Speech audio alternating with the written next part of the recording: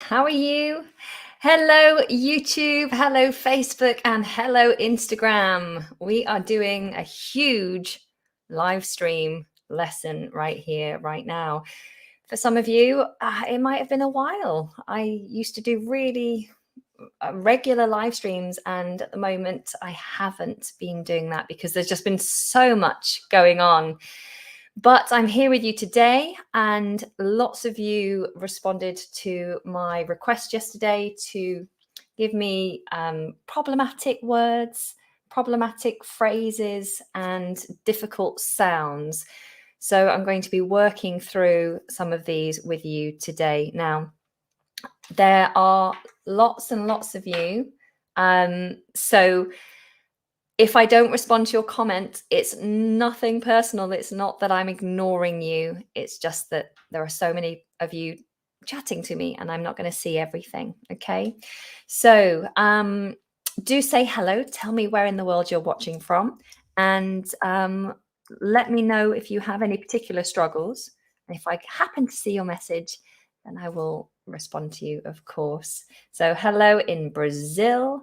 Where else are we all? Hello in Turkey. Hello in India. Lots of you here. Fantastic. I hope you can hear me okay. Hello, Romalia, one of my course students. Lovely to see you. Hello in Germany. Guten Tag. Hello in Pakistan. Brilliant. Ukraine. Fantastic. Lots and lots of people from lots of different countries.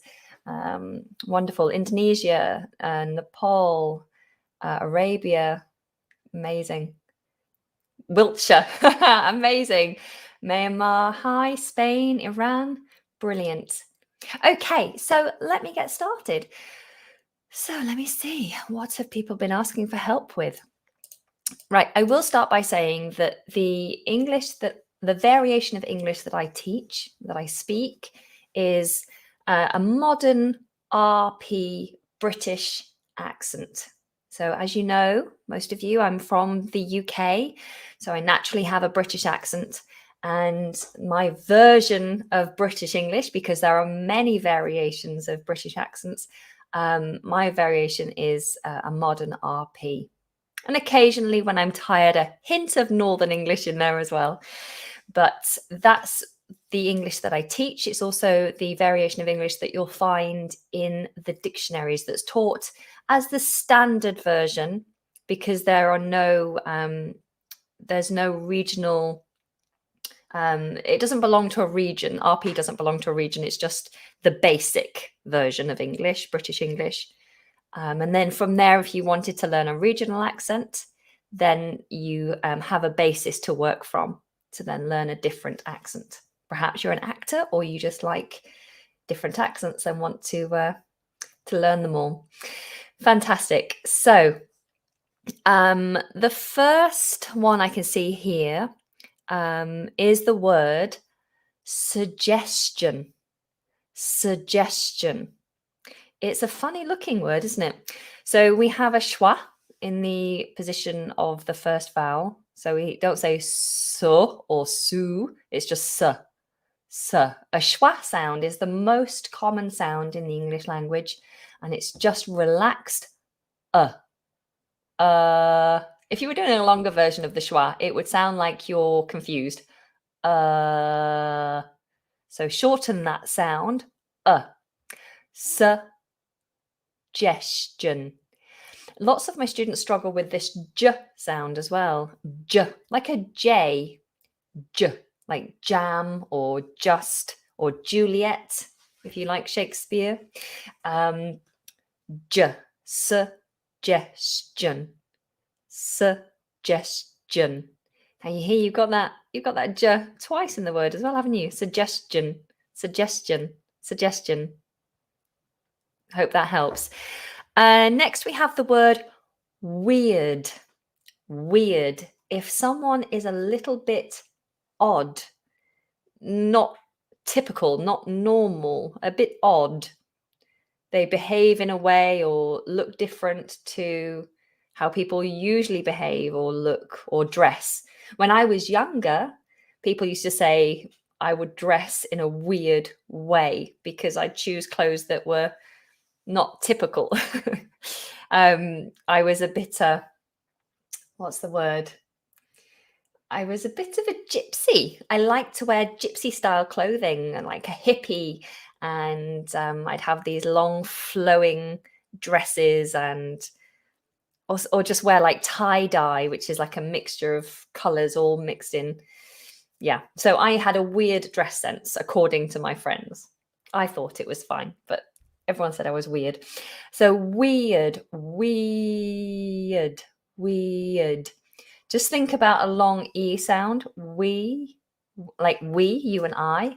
We, and then a schwa, d. Weird. Weird. Okay. Next, this is a word that's always asked about, and it's the word schedule. Schedule. A schedule is like a list of events or appointments that you have to attend. So today on my schedule, there are 3 things that I'm booked to do. I had a meeting this morning. I now have this live stream that was in my schedule. And then this evening at 6 o'clock, I am running my conversation club with my students so they can practice their English speaking. And so those are the 3 items on my schedule. Now, there are 2 ways to pronounce this. You can do the American version, which is more of a K sound.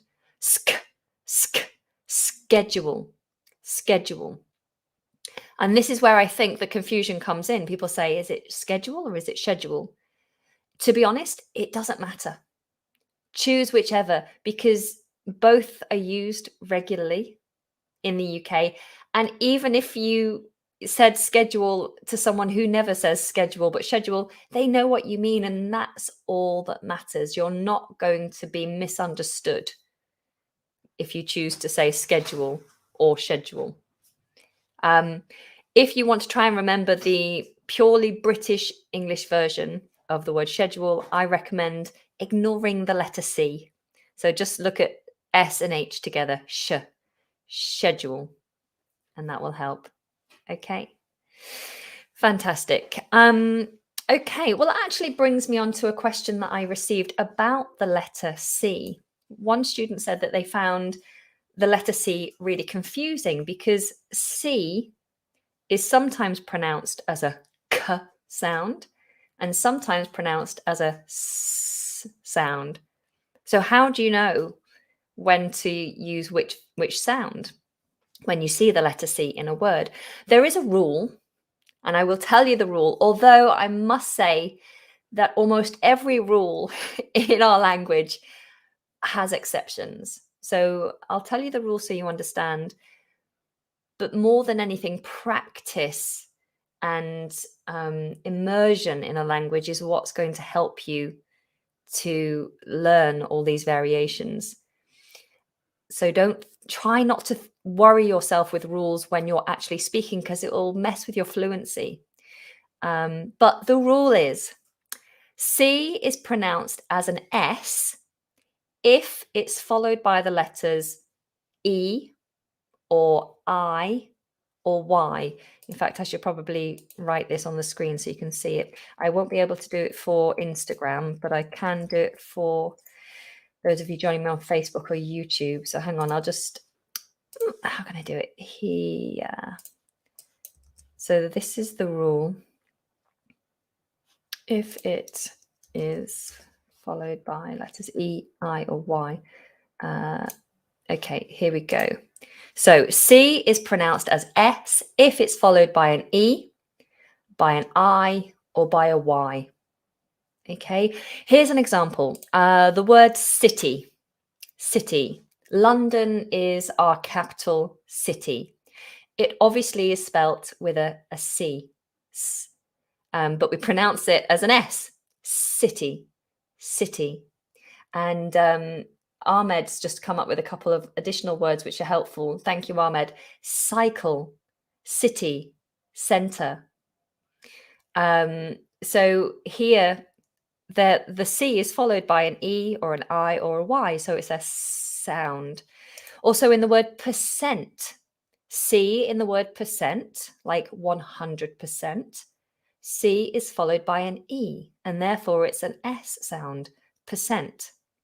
Or in the word since, I have been in the UK since 1981. I have been learning English since March. Since, the C is followed by an E, so it will be pronounced as an S sound. Okay. Okay, so we have, what about the word ocean? Ocean. Yes, I mean, like I said, there are exceptions. Another exception to the rule is the word muscle. Muscle. Muscle, in the C in muscle is followed by an L, and yet it's pronounced as an S. That doesn't make sense, but that's our language. It's full of exceptions.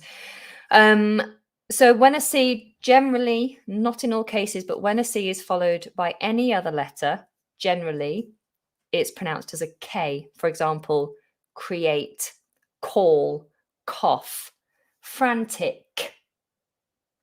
Okay, so that's the rule. Like I said, don't get caught up in the rules because they don't cover every case. But there you go. I hope that was helpful. Let me take this off the screen now. Oh, not that one. Keep that one on. Take that one off. Okay. Right. What else have you been asking me? Anatomy was another word. Anatomy. The human anatomy. It's your body, basically. All the ins and outs of your body, the workings of your body. Anatomy. Anatomy. And then we have a word that I pronounced wrong for years, and it's the second month of our year. It's the word February. February. Oh, it's a tricky one. February. February. If you just said February and didn't pronounce that R after the B, it doesn't matter. February, February, or February. It's such a subtle difference. And like I said, the most important thing is being understood. There are some mispronunciations that will cause problems, perhaps embarrassment, and could cause chaos. Just small differences that you have to get right in order to be understood. But no one's going to misunderstand you saying February, which is not the correct pronunciation. February is the correct pronunciation. But if you said February, no one's going to think you're meaning another month entirely. So don't worry too much about that one. What else do I have here? Particularly is another word. Particularly. Particularly. 5 syllables. Big word. Particularly. Particularly. Not pa. Particularly. No, I think it's going to always be a schwa. Particularly. Particularly. Go with a schwa. Particularly. Particularly. Lally. Get that tongue going. La la la la la. Particularly. Particularly. I am particularly fond of a coffee in the morning. Would you like to go to the park this afternoon? It is cold and it's raining, but would you like to go? Not particularly. No. No, thank you. Okay. On Instagram, someone's asking for the pronunciation of the word conqueror. Conqueror, someone who conquers things. To conquer something is to defeat it. It could be if you're in a war situation. You might conquer in the past, people would conquer a country. I guess still now it happens, unfortunately. People take over a country, or you might conquer a hill. So it's something that you battle against, and if you win, you conquer it. So you are the conqueror. Conqueror.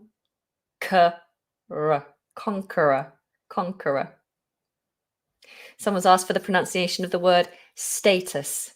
Status. In American English, I think this is more status. Status. But in British English, we say status. Status. Okay. What else do I have? The word cashew. Cashew, a cashew nut. Cashew. How do you pronounce cashew? Cashew. It sounds like you're sneezing. Oh, cashew. Cashew. A cashew nut. And I think you've also asked for another type of nut, which is pistachio. Pistachio. I do like a pistachio. Pistachio nut. Okay. Someone has asked, actually, a few people have asked about the differences generally between British English and American English.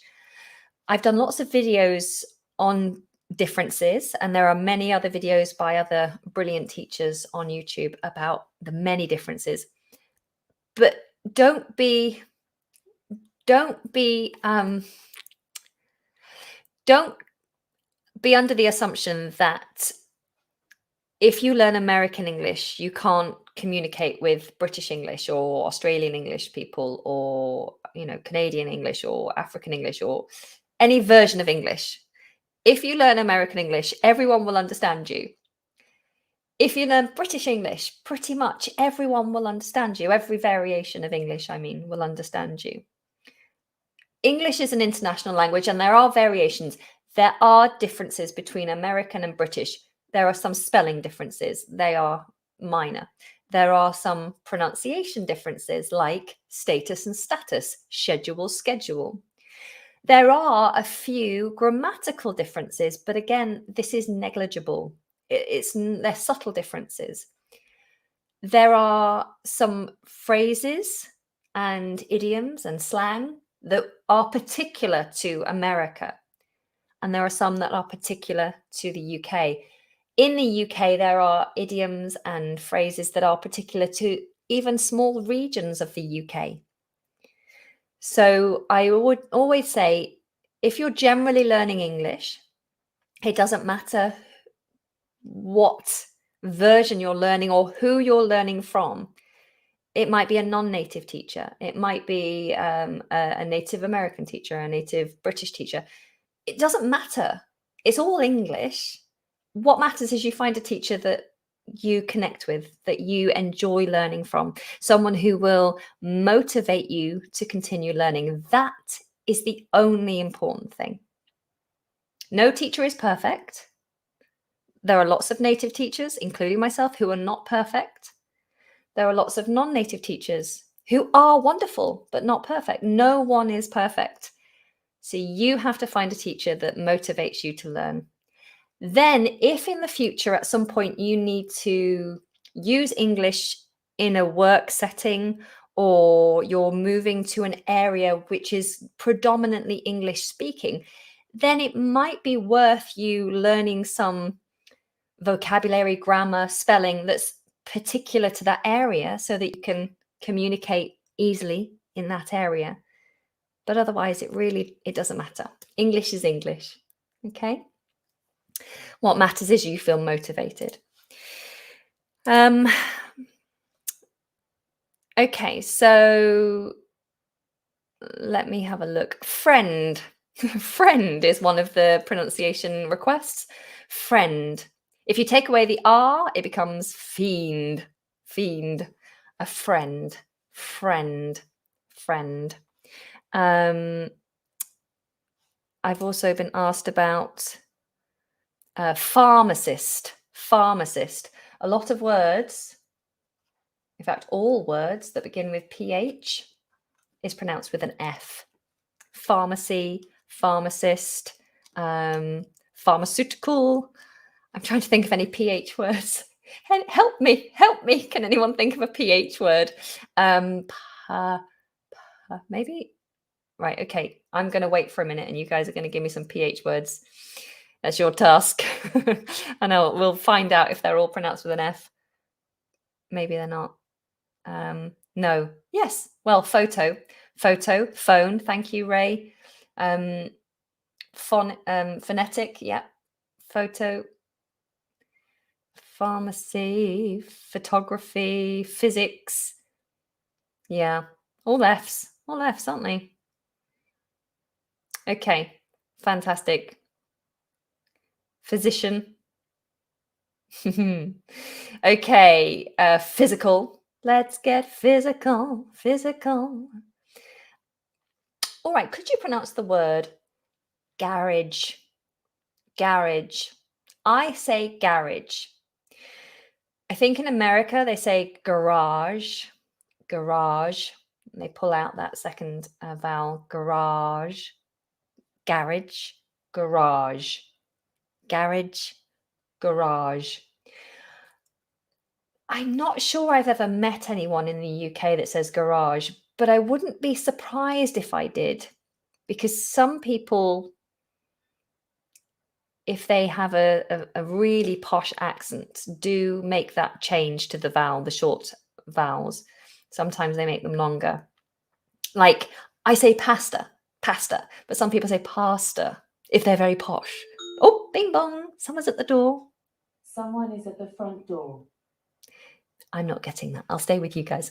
Okay, so yes, it's garage, garage, but you can say garage if you really want to. Okay. Victor has asked for the word algorithm. Algorithm. Yes, if you work on social media or if you're a YouTuber, then you'll be very familiar with news or talk of the algorithm. Algorithm. Algorithm. Forever changing. Forever changing. Okay. Goldie has asked for literally, literally, literally, literally, literally, literally. Better, better. Always making sure that you do pronounce that middle T, better. In some regional accents and in some American variations as well, they might drop that T and say better, better. It goes more like a D, or better, better in some regional UK accents. But if you're just going from RP version, better, better. The same with water and matter. What's the matter? It really matters to me. The other thing to note with those particular words, better, water, and matter, is the ending. Any word that ends with an ER or an OR, like mirror, doctor, we have that schwa sound. I said earlier in the lesson that the schwa sound is the most common sound in the English language. And it's because that sound replaces most of our vowels that sit in weak positions within a word. So if a vowel is in a weak position, then we replace it with a schwa to make it easier to say so that we have more flow in our sentences. Okay? So rather than saying better, water, matter, we ignore that R and we do a schwa. Better, water, matter. Better, water, matter. Okay. Next, the word enthusiasm. Enthusiasm. That wonderful TH. You have to get the tongue between the teeth. Now, we have an N, E-N. N is normally pronounced with the tip of the tongue on the alveolar ridge, which is just behind your top teeth. Ha. For your L's, your D, your T, your tongue tip will touch that space. It's the same for the N. N. So you would say enthusiasm. However, tongue gymnastics, that's a big move to go from N to th. Enthusiasm. So I recommend, to make it easy, more natural, just go towards the TH straight away. Enthusiasm. Notice the S is pronounced like a Z. Enthusiasm. Enthusiasm. Hope that helps. Okay, what else do we have here? Hierarchy. Hierarchy. The hierarchy is like the status of people within a society or a social circle. In our house, the hierarchy, our hierarchy works with me at the top. I am the boss. No, I'm not really. My partner and I are at the top, and then our children are below us in the hierarchy. Hierarchy. Hierarchy. Hierarchy. Okay.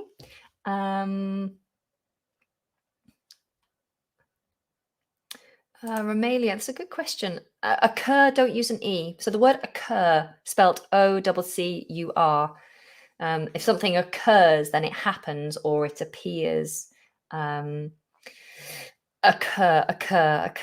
In a sentence, it would definitely begin with a schwa. Occur. Some people, would you ever begin a sentence with occur? Occur. It occurs to me. It occurs to me that you've been drinking all my tea. Some people who are very posh might use a different vowel. They might do more of an O. Occurs. But I would highly recommend you start this with a schwa. Occur. Okay. Someone on Instagram is asking for the word roar, like a lion. Rawr. We're trying to teach my son, who has just turned 1, how to roar like a lion. It was one of the cutest moments with my first son, who wasn't yet talking, but we'd say to him, Jacob, what noise does a lion make? And he'd go, "Rawr," like that. It was so cute. So that noise that a lion makes is a roar. A roar. It looks like it might be roar because it's got R-O-A-R in the spelling of it, but we pronounce it with a long vowel, or, roar. It's exactly the same as the word raw, like meat that hasn't been cooked or vegetables that haven't been cooked. They're R-A-W, raw. I roar when I see raw meat. Raw. Okay. Fantastic. Okay, someone's asking if we have a class for speaking. So while I'm here, we've been on for nearly half an hour. I will let you know what's going on and why I haven't been on here that often. Over the past 2 years, we've been building an incredible website. I wanted to make courses that were fun and that really drove students, motivated students to reach their goals of fluency and confident communication. We've been building multiple courses. So we have 6 courses available. We have an English program, which comprises of a B1 course, a B2 course, a C1 and a C2 course. We have a pronunciation course, and we have a business English course. Besides that, we've also got a few services like a pronunciation assessment, and we have a community which is just, it's the love of my life at the moment. We're building this lovely community of motivated learners, and every week I do an exclusive live stream, which is one of the reasons I haven't been live with you guys very often, is because I'm so busy with my students. And we do conversation club sessions. So those of you who are asking about speaking classes, these conversation clubs, they run at about 45 minutes each at the moment. We run them 2 to 3 times a week. It's held on Zoom and facilitated by myself, and in the future, perhaps another member of the team, but always facilitated by a teacher. And we set pre-reading. So there's a topic and some things to consider, maybe something to watch or read beforehand.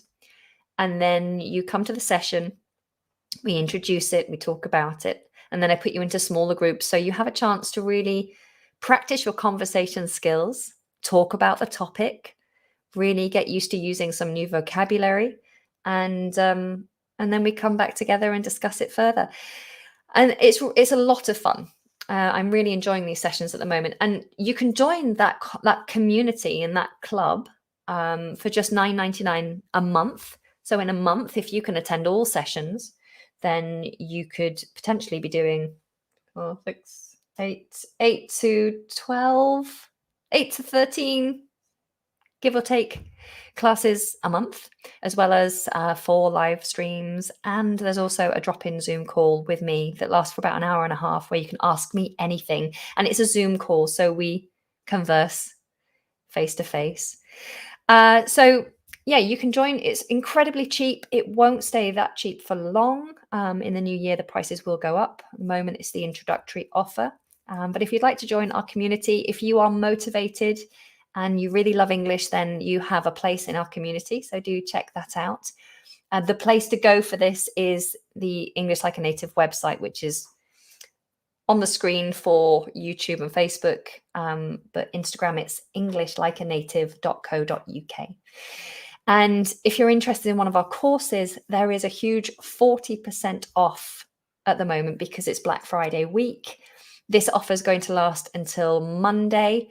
And then after that, yeah, it's basically the biggest sale of the year. We won't do such a big discount again, probably until next year. So if you're interested, you really want to improve, you want to join our community, then come and get on board. Now is the time. So I hope that answered your question. Yes, we have speaking classes. All right. Let me see some of my previous requests. Okay, so we have some contractions here from one of my ladies on Instagram. They've asked about the words aren't, we're, weren't, and there. Oh, there, they are there. Okay, so aren't. Ignore the letter R, big open mouth. Aren't. Okay, aren't. We aren't going. We aren't talking anymore. We fell out. We aren't friends anymore. And always as well, it's a good tip for if you want to really speak with a British accent.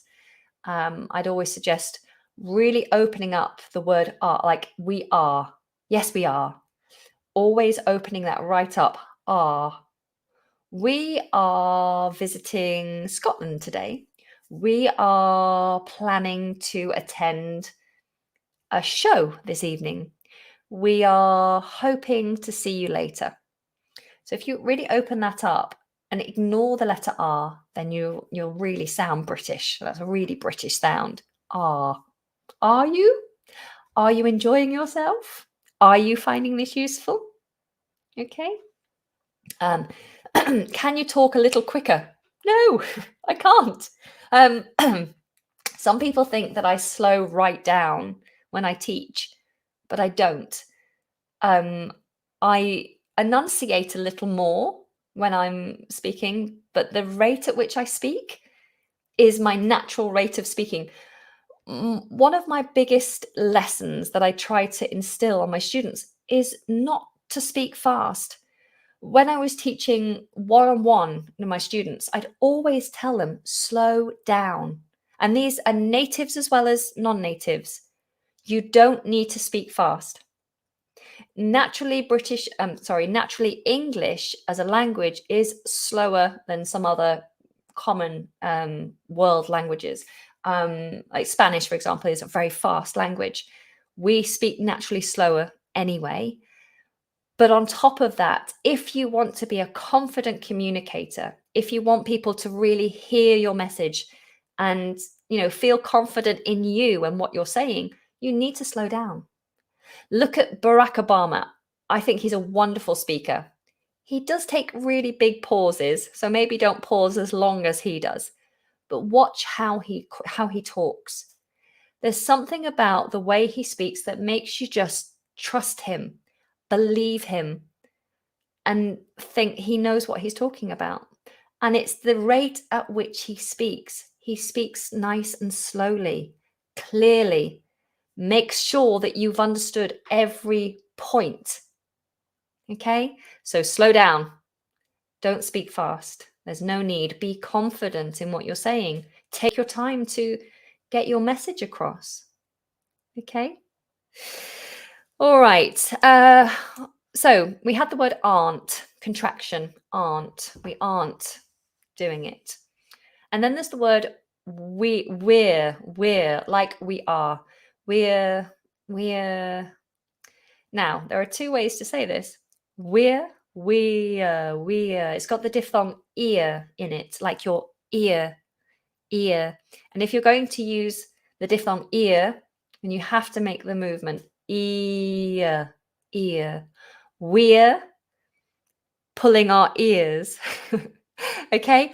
But a lot of natives will just say ear, my ear. We're going out. We're good friends. Mark is here. Hello, Mark. We're good friends, aren't we, Mark? So as a native speaker or someone who's trying to achieve a nice flow, if you struggle with diphthong sounds, ear, o, ow, air, if you struggle with them, then ignore them and just go for where, but don't pronounce the letter R. Don't try and do where or anything like that. Just where. We're going out. And that will keep your speech moving nice and smoothly. The next contraction here is weren't. Are you noticing a pattern here? The word weren't contains the letter R, but we don't pronounce it. Were, we weren't. Okay? Weren't. And then the last contraction here is there, as in they are, the contraction of they are. There. You can be really posh with this and do it there. They're going out. But just a nice solid there. They're over there by the chair, brushing their hair. Okay? So I always say that diphthongs are like a flourish. Diphthongs are like the frill on the bottom of your dress, or the cufflinks, the fancy cufflinks in your shirt, or the, what do you call the little pocket handkerchief that you have in a fancy jacket? You have a little fancy thing that comes out, you chaps, don't you? That's a flourish. It's not necessary. It's not the core. It's a flourish. And I always think diphthongs, they are important, but they're more of a flourish. Always focus on getting the short vowels and the long vowels perfect, and that will stand you in good stead. Okay. Okay, and the next request was the word grew. The past of grow, grew. Last summer I grew some tomatoes in my garden. My son grew 5 centimeters last year. I don't know if that's a lot or not. I'm making it up. Okay. Okay, what else do I have here? Here.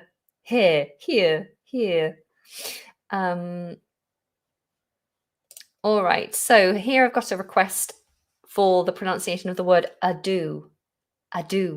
Much ado about nothing. That's a famous Shakespeare play, Much Ado About Nothing. Or you might know the tongue twister, what a to do to die today at a minute or two to two. How does the rest of it go? What a to do to die today at a minute or two to two. Something, and even harder to do. Anyway, a to do, or ado, much ado about nothing. It's, how do you explain this? Much ado, like a fuss. Yeah, much ado about nothing is a big fuss about nothing. It's a big fuss about nothing. And the other word you asked, it's not a common word, by the way. Don't worry about learning that word. And the other word you asked for was content. And depends if you're meaning to be content. I am feeling happy. I'm content. Content. Or if you're talking about what's inside something, like the content of my lesson, what's inside my lesson. The content is pronunciation. This is the content. At the weekend, hopefully I'll be releasing a lesson on housing vocabulary, and I've created a PDF that everyone can download, and the content of that PDF is the actual vocabulary with the meanings and example sentences. That's the content. Notice how I pronounce that. Content. I feel content with my content. The stress is different, so it slightly changes the vowel. My content, my work, my content. The stress is at the beginning, my content. I am content. The stress is on the end. Content. I hope that makes sense. Okay. Hello, Betsy. Is that how I pronounce your name? Betsy, you're a new student. I've just done your pronunciation assessment and you gave me a glowing 5-star review for the courses and the assessment. So thank you so much. That's very, very kind. And I'm glad that you're enjoying the courses and everything so far. You've asked for the difference between the word than and when. Okay, so there's two differences, and it brings up one challenge that many students struggle with, particularly students who maybe come from a Germanic language. So the difference between a V and a W can be tricky for some people. It takes quite a bit of practice, and you have to be very conscious of when you're using these sounds. So the first is the letter V. V. The position is very different. You have your bottom lip against your top teeth and you're creating a vibration. It's a fricative. V. V. Okay. When we pronounce a W, we round our lips. Ooh, there's no teeth involved, so you shouldn't see teeth. Your teeth should not be touching your lips. Big round sound, round lips, round shape. W. W. Why, when, where, what. Okay, so a W should feel like vibration, ooh, but it's not the same as the vibrating on the lip when the tooth is involved or the teeth are involved. So really practice and be conscious of that positional difference. Okay. The next difference between the word van and when is the vowel. So you've got the a in van and the e in when. A, e, a, e, a, e. Now, earlier I said learning diphthongs is not vital, but learning the subtle differences between short vowels and the differences between short and long vowels, because they're often confused, those are really important. Yeah, I'm just trying to think of an example here. For example, the words batter and better. If you've been following me for a while, you might be familiar with the tongue twister, Betty Botter bought some butter, but she said, this butter's bitter. If I put it in my batter, it will make my batter bitter. So she bought some better butter, better than the bitter butter. When she put that in her batter, it made her batter better. So it was good that she bought some better butter for her batter. Something like that. I'm sure I've got that wrong. But the point is, these subtle differences in short vowel completely change the word. So if you say batter, batter is a mixture of, what is it? It's flour, water, egg. Is there egg in batter? And batter can make like bread and pastry and stuff like that. So batter is with an A, batter, and then you have better to improve. It is better. As a comparative, it's better than that one. So if I say, I can't think of a good sentence with both of them that's different to the tongue twister, but you can see the point. Or bitter even, which has got an I in it. Bitter. Bitter means it's not sweet. It's the opposite of sweet. In some cases, people like something that's bitter, but often it's a negative thing. Oh, it's a bit bitter. Coffee can be bitter. So you might put sugar in to sweeten it. So if you say, is that good? Say, oh, that's bitter. but you meant that's better, then someone might go, oh, I'll quickly bring the sugar.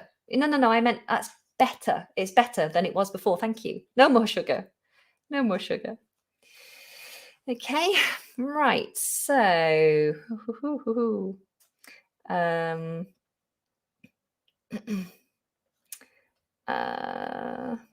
okay, Amir has brought up the question about the words there, and then we'd also include in this the contraction they are, there.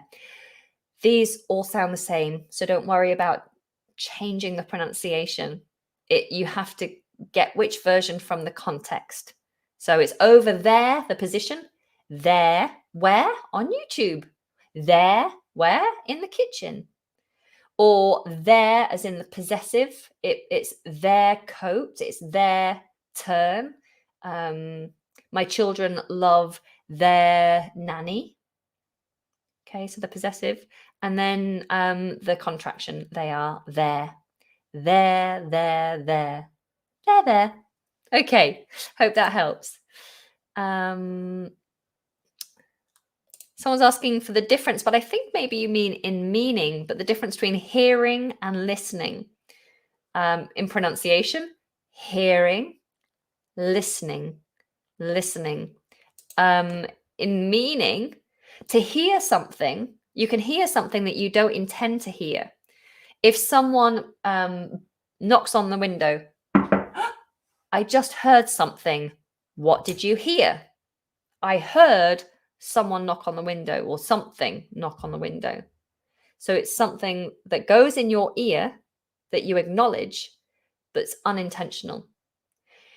To listen is with intent. You mean to hear it. So at nighttime, I put my children to bed and then I listen, or you can use the phrasal verb, I listen out for. I listen out for my children waking up. So I listen out for a cry or a murmur or a little peep out of them. And I know they're awake and they need my assistance. So I listen for them. I'm intentionally trying to hear something. But if I sometimes I go downstairs and I'm washing up and I'm not listening for them because I've just put them down. They should be okay for at least an hour. But sometimes I just hear a noise and I go, oh, hang on, let me listen. Oh, yes, it's the children. I must go to them. Okay, so that's the difference. It's about intention.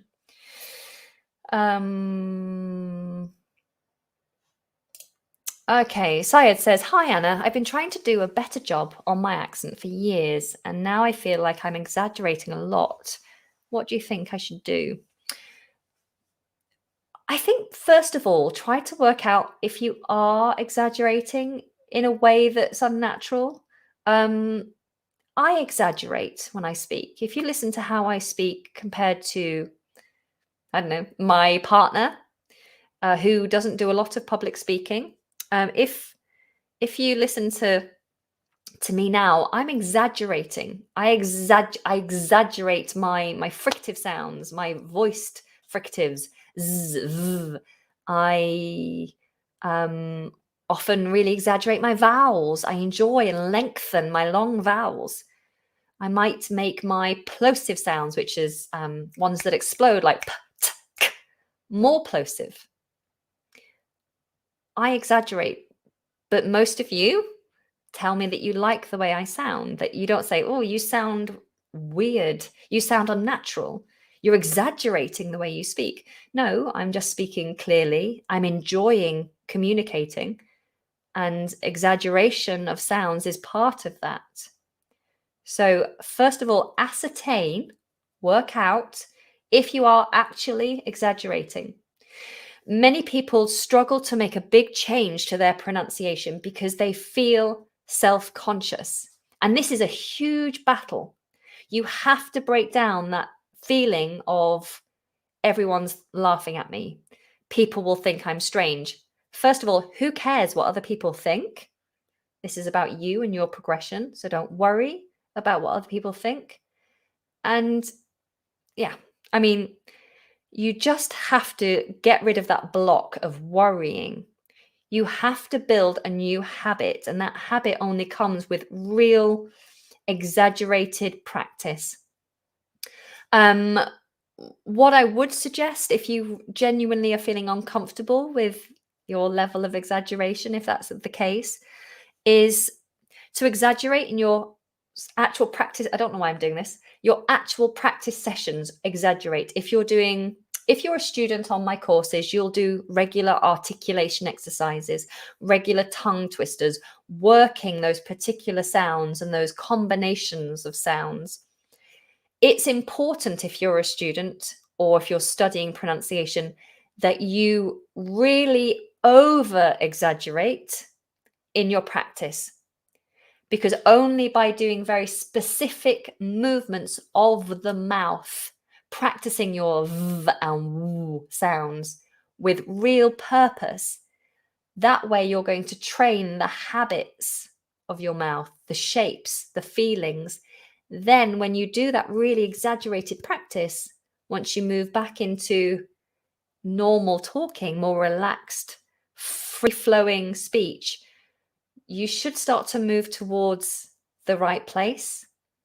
Like if I don't walk properly, or if I run in a way that hurts my knees and my back because my posture's wrong, I have to step back and slow down and really work out how my foot lands on the floor and what my gait is like. So the stretch of my legs, like the width of my pace, my steps, and what I'm doing with my arms, how I'm holding my shoulders. Am I doing this when I'm running? So you have to really exaggerate. So you might go through it as a walk or as a light jog, really thinking about it. And I might look strange doing it, but I'm practicing, so I don't care. It's about me and my progression. So I get that into my body. Because I've exaggerated it enough, I started to get the feeling. So then when I pick up to a run, I go, oh yeah, I get it. After a while, I might get back into old habits and go, oh no, something's wrong here. Slow down again, exaggerate again. Yeah, okay, that's it. And you get back into a run. Okay, I got it. And it'll keep slipping back. So you have to keep exaggerating in your practice to get to a good place in your use. Does that help? Okay, fantastic. Okay, Pino says, I'm struggling to pronounce needn't have worried. Needn't have worried. So needn't is a contraction of need not. And so this is what you'd say to someone who's worried in the past. You needn't have worried. So someone might say to you, where were you last night? You were out all night and I didn't know where you were. I was so worried. And you'd say, well, you needn't have worried. You shouldn't have worried because I was just at my friend's house. I'd sent you a text message and told you, you needn't have worried about me. I'm fine. I'm 40 years old. It's fine. I can look after myself. I needn't have worried. The pronunciation, needn't. Now, this brings up a really tricky little aspect of pronunciation. It's called lateral plosive. A lateral plosive is where, so a plosive is a d, a t, a p, a k, a g, these explosive sounds. Sometimes these are swallowed into a lateral plosive. So what we're doing with these plosives is releasing pressure. So with the letter d, we put the tip of our tongue on the roof of our mouth, we create pressure, d, and then we release the pressure, d, d, d. Okay? With the word needn't, we're not releasing it in the same way as we normally would. We're holding the tongue, needn't, and we're almost allowing the explosion to happen backwards or sideways. I wouldn't worry about getting this skill too much. It's helpful. It's present in words like puddle, middle, cuddle, bottle. Think if I can think of any others. There are plenty of others, but needn't is similar. It's kind of pushed up. The explosion is kind of pushed up. Needn't, needn't. You could also separate it out and say you need not have worried. That's quite posh. I would say you shouldn't. That's another contraction. Yeah, stick with needn't. It's nice. Needn't, needn't, needn't. You just have to let it explode into the nose. It's a tricky one, though. You needn't have worried. I was fine. Okay, right. We've been here for 55 minutes. Goodness me. Time flies when you're having fun. Right, let me see what else came up on the Instagram chat. Okay, so the word clothes. Clothes. Someone's asked if this is pronounced with a TH or with a Z. It's one of those things. It's a tricky word, and even I have to kind of slow down when I say this word because clothes. It's tricky because you have the TH, which is a fricative at the front of the mouth with the tongue poked out. And then you've got another fricative, which needs the tongue to be in. Z. Clothes, clothes, clothes. It's a mouthful, and it never feels natural to me. What's important is that you don't say the word close, as in, I've closed the shop. The shop is closed. We close on Christmas Day. I need to close the window. So you have to find a happy medium between the two. Clothes, clothes. I tend to touch my tongue forward, but I don't go too far through. Clothes, clothes. It's a tricky one. Just do what you can. Hopefully context will always help with that particular word. Okay. Okay, David's asked, how about the difference between watch? Make sure there's a T in that word, David. Watch and see. And last but not least, between the word voice and sound. Okay, so watch and see is the same as hear and listen. If you see something, it's unintentional, perhaps. It's just something that comes into view that you acknowledge. Oh, I see you. Or I just saw a squirrel. I wasn't looking for a squirrel, but I saw a squirrel. Watch is intentionally looking at something for a period of time. I'm going to watch The X Factor tonight. I'm going to watch my son in the school play. So it's intentionally looking. Okay. The words voice and sound is more general. Sound covers everything that creates sound waves. Everything that you can hear is a sound. Voice is a particular sound made with the vocal folds vibrating and making sound. Okay. Good. Okay. Miss Rosie, you said, please help me how to pronounce the word laugh. And similar to that, the word love. Yes, very common, slightly tricky words. The word laugh. Okay, there's two versions. If you're going for British RP or any southern variation of British accent, then we do a long vowel R. Laugh. And it's an F ending. Laugh, laugh. There are other versions, or there is another version. It's a northern version, which is also the same as a American version, and it's with a short vowel instead of a long R. It's with an A. Laugh, laugh. I laugh. I laugh. Americans do slightly pull it out, but not like laugh, laugh, laugh. So it really depends which version of English you're going for, but laugh or laugh. And the other word you asked for was the word love. Love. The vowel in this one is a little bit tricky. It doesn't exist in Northern English.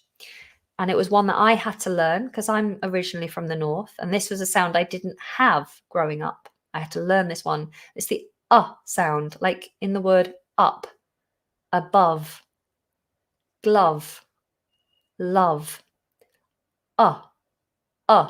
slightly higher, Okay, so you say la, not la, love. And make sure you've got the nice V vibration on the lip. Love. I love it. I love to laugh. Okay. I hope that answers your question. Right. I'm going to take a few more from the question I asked earlier on Instagram, because there were so many messages that came through. Liaise. Someone's asked for the word liaise, how to pronounce and the meaning. Liaise, spelled Liaise. Liaise. Lee, like the name Lee. Liaise. Liaise. Liaise. Liaise. A little bit of a mouthful. Liaise. To liaise with someone is to meet with someone to discuss something. There was actually a famous film called Dangerous Liaisons, and that was about as a love story. People coming together, meeting. So it just means a meeting, basically. But you liaise with people at work. So if we're discussing something and you need a decision on it, perhaps you're trying to sell me a service. And I say, that's very interesting. I'm not the decision maker. I will have to liaise with my team and then liaise with my boss, who is the decision maker. Then we can make a decision on this. Okay, so to liaise with is to meet with someone for a purpose. Okay. Could you please clarify the word posh? Posh, spelled P-O-S-H, posh. To be posh, it's slang and sometimes used in a slightly derogatory way. Sometimes to be posh usually means that you are well educated. So someone who's perhaps been fortunate enough to go to a private school, so their parents have paid for them to have a top class education and lots of additional education besides school, so their parents have really been able to afford that. Perhaps they live in it's about status in society, so they usually come from a lot of money. They have a lot of wealth. They probably live in a nice house. Maybe they have very nice clothes and a nice car, and they earn good money and they had a good education. And often people will classify you as posh because of the way you speak. Now, people will suggest that an RP accent, what I speak with, is posh. Certainly, if I go back to my hometown where I was born, everyone speaks with a regional accent there, and they'll hear me and go, "Oh, you're posh," because they think because I have this accent, I come from London or the London area or the South, where there is more money and it's more expensive to live here. So you have to have the ability to afford to live here. And because I speak like this, they assume I come from a wealthy background and that I make lots of money and that I live in a mansion and all this nonsense. It's not the case. I don't come from money. I don't earn lots of money. I don't live in a mansion. I just chose to speak like this, and that's, just the way things are.